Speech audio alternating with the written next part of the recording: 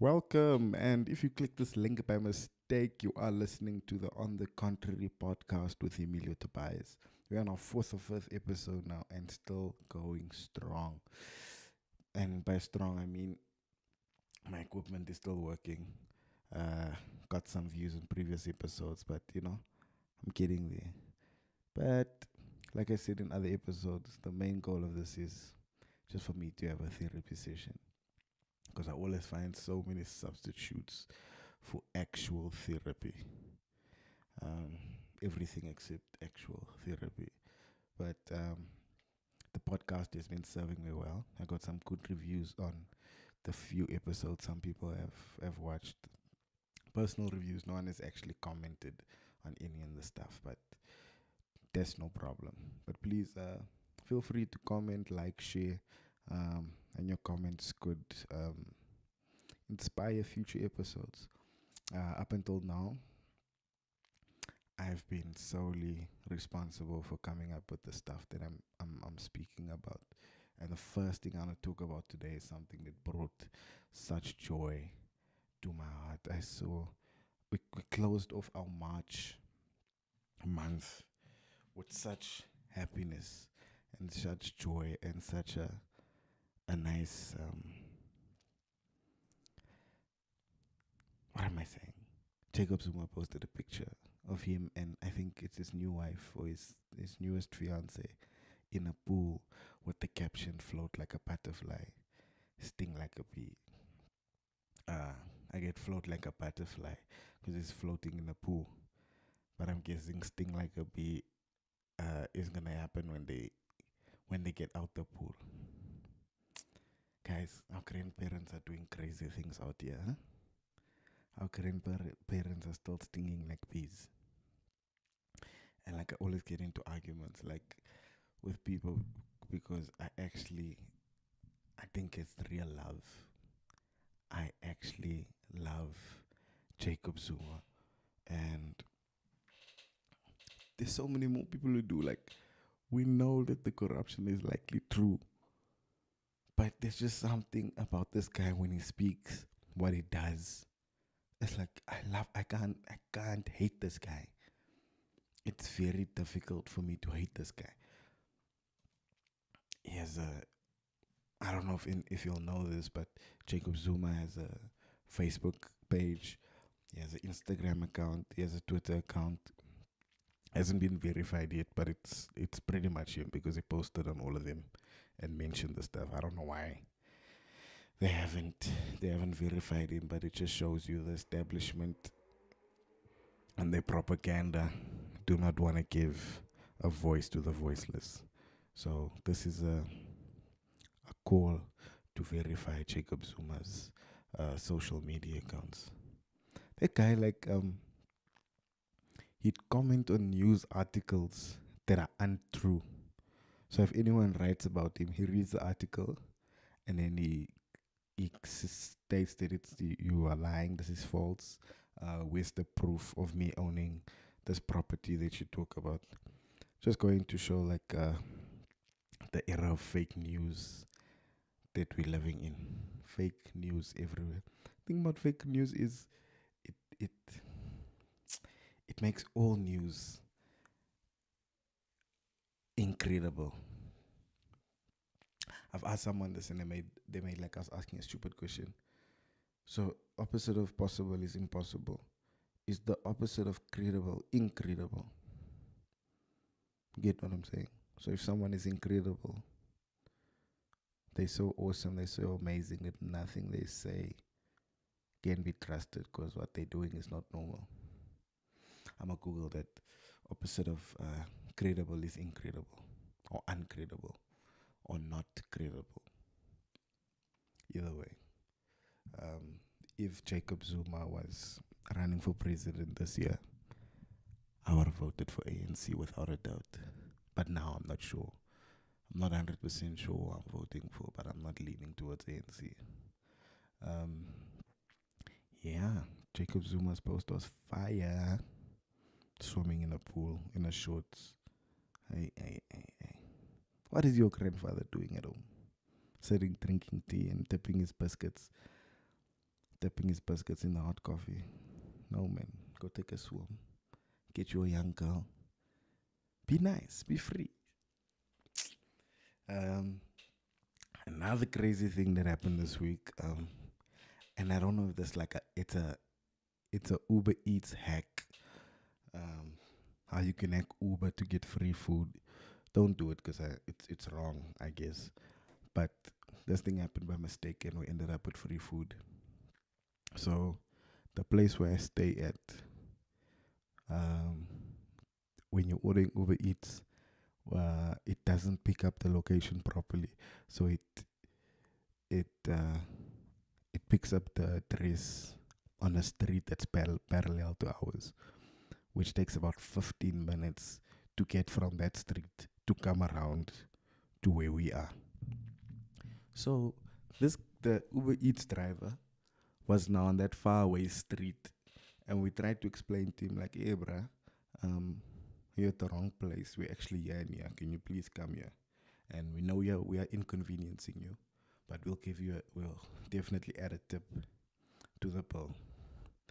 So I don't know what had to happen. It started raining, and the food got cancelled.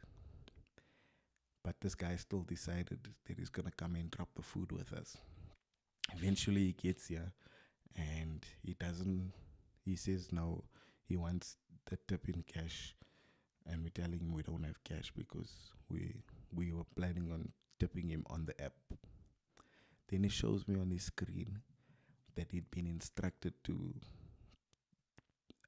The trip has been cancelled, and he should throw away the food. So whenever your thing gets cancelled, these people are told to throw away the food. They're not allowed to eat it, obviously, because that's like a rule that can go wrong. But like they were instructed to throw away the food, and he still came and he wanted us to pay him. But like unfortunately, we had nothing. And then 5 minutes after that, Uber transferred the money back into our account. So we got free KFC worth like 200 and something rand. And I felt a bit bad, but this guy didn't lose anything. He maybe reigned weight a bit, but that seemed like a bit of a lucky stroke. Ons het strokie gevang.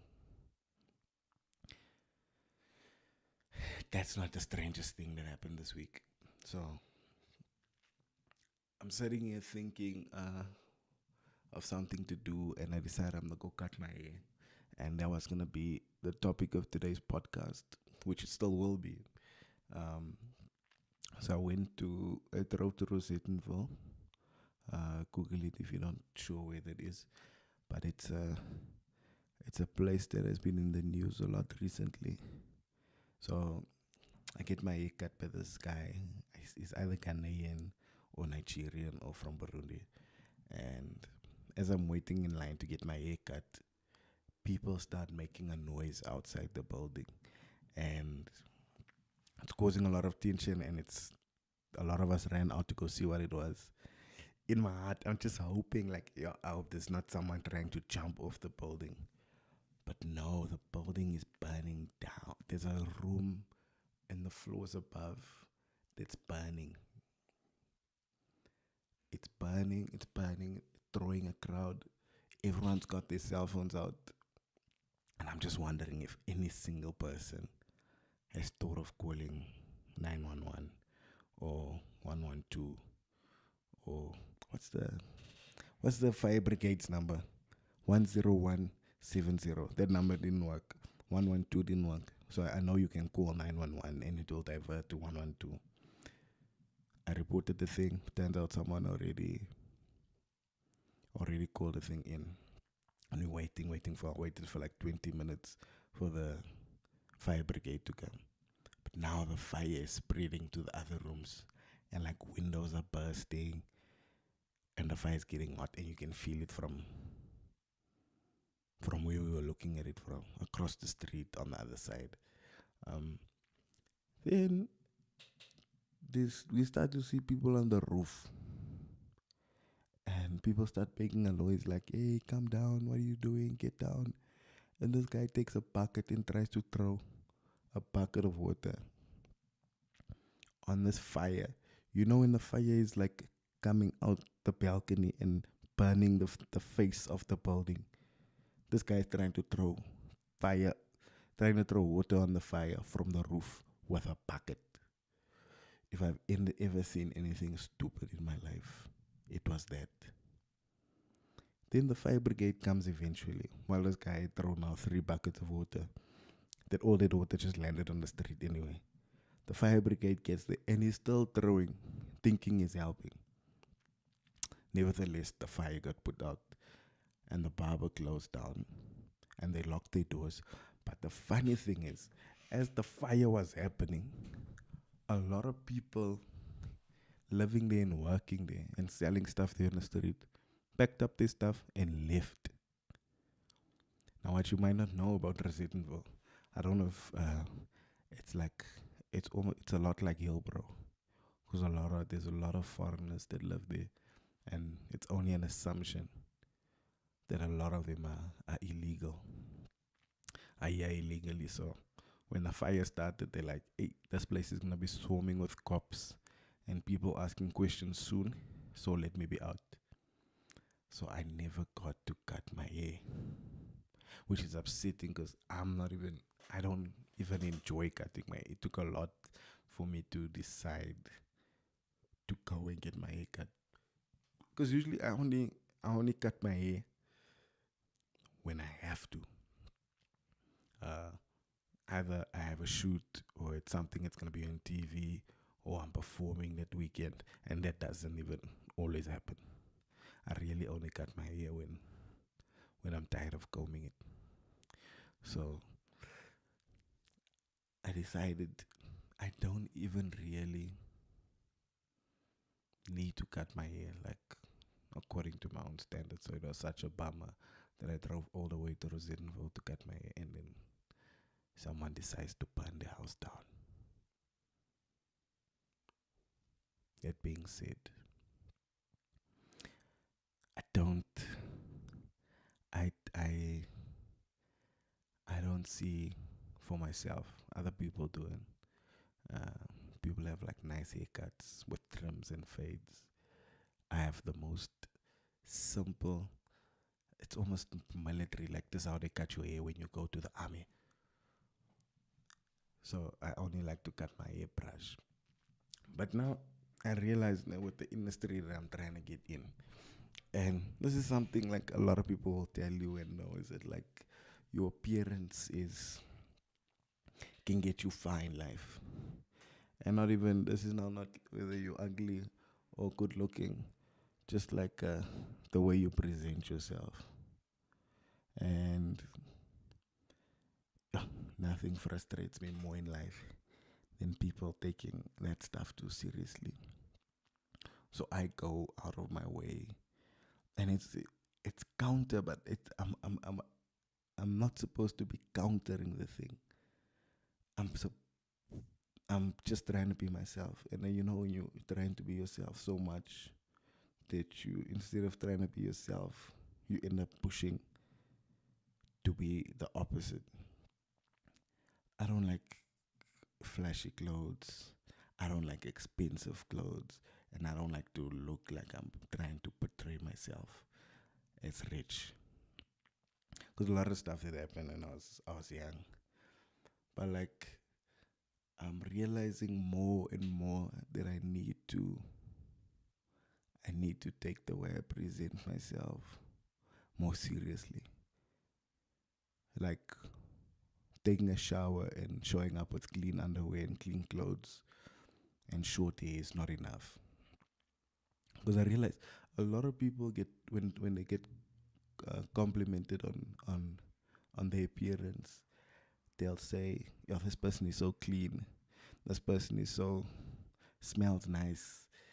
So me, I don't want that, man, for myself. But I should because it's not necessarily that I'm walking around dirty, which I'm not, and it's not necessarily that I smell. It's just that I don't use deodorant or perfume. I use roll-on, obviously, but I mean, realizing just wanting to be normal and fit in terms of that specific aspect of my personality, it's actually it's actually it's actually taking a lot away. It makes people not give you a chance. And as much as I don't want to care about it, I still have to. And that's arguable also. Because here's the thing, like I think like if someone trims their hair, or if someone as a if you have straight hair, you can have like long hair and pull it backwards and put some gel and do a trim and a fade. If you have cruise hair like myself, you must keep your hair short. Even if you fade it, you must have a trim. Like a trim makes someone seem cleaner than they are, than just you with your chrome hairline, or just you that smells, that doesn't stink. Not stinking is not enough for people. I don't know. So in my pursuit of, because like my whole thing is, the reason why is I don't want people to um, judge my character based on my appearance. I kind of only want you to judge me based on the stuff that come out of my mouth, the stuff I say, the stuff I think, who I am to you, what I do to you, what I do for you. That's all I want you to judge me by. But like most people are considered such good or great people just based on how they look like it. And that's something I need to learn and need to get into. And just to go back a little from where I think the stuff stemmed from. As a kid growing up, um, my dad always had a job. We weren't wealthy, but we definitely lived very comfortably compared to the people around us, because I grew up in Soweto and Eldorado Park. So naturally, we were, because of my dad's job, we could afford new clothes twice a year. We could afford to buy nice shoes, and that was the only nice thing we bought. We bought our normal clothes at like normal retail stores like Chet and Ackermans and all of that.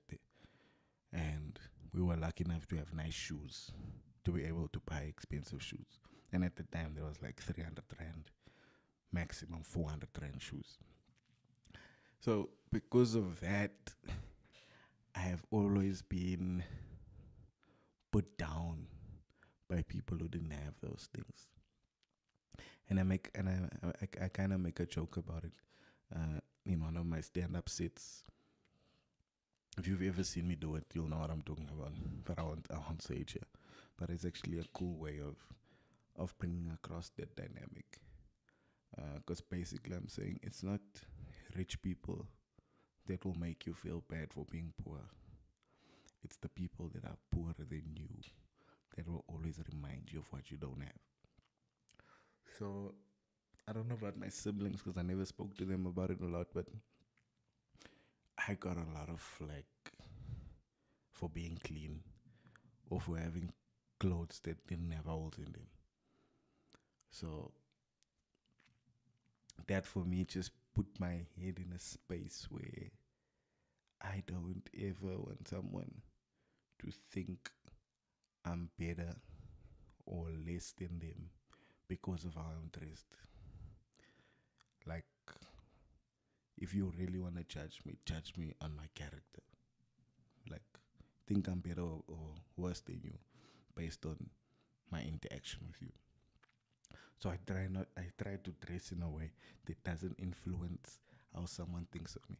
And to go deeper, um, and when I speak about this stuff having becoming more important to me, or having to become more important to me, um, I do want to become more and more aware of what people think of me, like as a first impression. Mostly that happens is when I walk out onto stage and I see a group of people, they're looking back at me and they automatically have, and this is normal for people, but automatically have a first impression of who this person is, what they do, where they're from, how they think, what they might say to you. And that all of that is a filter to what they are actually saying. So there's one thing that I do, and some guys give me flack for it, and some guys understand it. So since like 3 years ago, 4 years ago, I started wearing glasses. Never needed glasses my whole life. But after film school and being on sets for like 12, 15 hours at a time, looking into a camera's monitor for hours at a time, being on my cell phone for hours at a time, I think has messed up my eyes to a point that I permanently need to wear glasses. However, because in my life generally, glasses are such a new thing, and I don't see them as part of me, and I don't see them as part of my personality. But we do know that we think differently of people who wear glasses and people who don't. So if you take two of the same people and ask, what do you think of this person with the glasses and what do you think of this person without the glasses, there's two different answers. So when I go on stage, I do not wear my glasses. And it's not because I think, or it's not because I know what they're going to think of me when I wear them. It's just, I want my appearance to be so minimalist that I know that glasses will be one more thing for them to think about or consider about my personality. So in order to make everything easier, I take my glasses off. I can't take them off. It's not like I'm blind on stage or I'm damaging my eyes by taking them off for 20 minutes at a time. But it's just this whole appearance dilemma. Do I dress up? Do I buy nice sneakers? Do I, like, you know what I find stupid? And it's not everyone who does it, but mostly like people with shirts that have messages on them or like cool funny sayings, because that's the type of person that I am. Like I think that's the, for me, that like, and we all judge people based on what they look and how they dress. And the thing is, not that other people are wrong for judging me for how I look. It's just that the judgment I have of people who dress like this and like that and like that makes me not want to dress like that. Because to me, I would have to feel a certain way to be able to dress like that. And I don't want to feel like that there. People who wear chains and earrings, and like I said, those shirts with the cool sayings on them. Yeah. And I'm not judging no one. Wear your chain, do tell her what you must. That's a popular phrase on the t-shirts. Tell her what you must. So now, when someone sees you, they must comment on what you're wearing. Me, if I'm not wearing anything special, don't comment on what I'm wearing.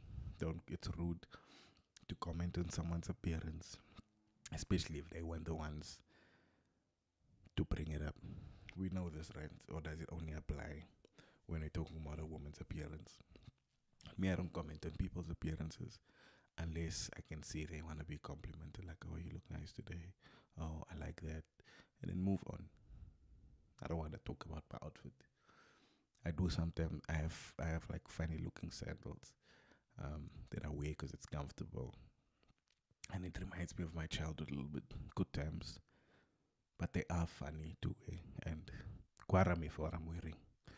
Don't judge me. Guara me. I'm fine with being teased or made fun of. Other than that, like, don't come here with your serious comments about you need a new wardrobe. You need something to show your personality. Bruh, this is my personality. Anyway, I feel like I'm rambling on, but I'm sitting here upset that I never got to cut my hair because it's something I want to get into, cutting my hair regularly. I once promised myself twice a week, and that's like not twice a week, once every 2 weeks. But that's also it's been difficult to maintain that. But yeah, that's what I'm gonna do. I'm gonna try to once every 2 weeks to cut my hair, and maybe I'll buy nice sneakers soon and see how people treat me differently. Or if someone comes with nice sneakers, I might just go mad and be like, wow, those are so amazing. Where did you get them? Wow, you're such a cool guy for having expensive sneakers. Jesus, save me. Yeah, I'm rambling. I don't know if I have anything else to say. But I think that was the episode for today. Thank you for listening to my ramblings. And tell me what you do to show people the type of person you are. So, what do you do um, dress wise? How you dress, the accessories you wear. Tell me what you do to express yourselves. Yeah, I just choose not to express myself that way. Okay, cool. Let me know in the comments or whatever what you do to express yourself when it comes to your garments and undergarments and overgarments and your accessories and your jewelry. Thank you for listening to On the Contrary with Emilio Tobias. Let's have a nice April. And like, comment, share. You can find us on YouTube, on Apple Podcasts /iTunes, iono.fm, and on, did I say SoundCloud already? Thank you for listening, and thank you for listening to me.